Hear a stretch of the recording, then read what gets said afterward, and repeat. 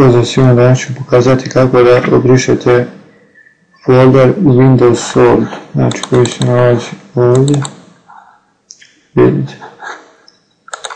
I sada, znači idemo na local disk C i desni klik, properties i disk cleanup.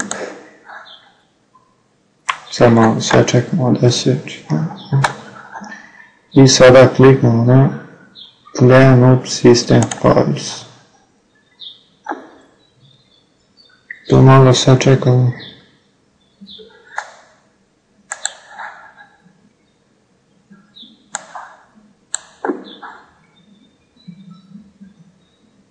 Znači ovo isto najlakši, najbezbedniji način kako da obrišete taj Windows Sold. Sada će vam se pojaviti ovaj deo i sada tražimo Previews Windows Installation i kliknemo na OK. Are you sure when delete files? Pita da li ste sigurni da obrišete ovo, znači delete files. I sad se taj Windows Sold briše. I pritom ćete osloboditi prostore, dosta.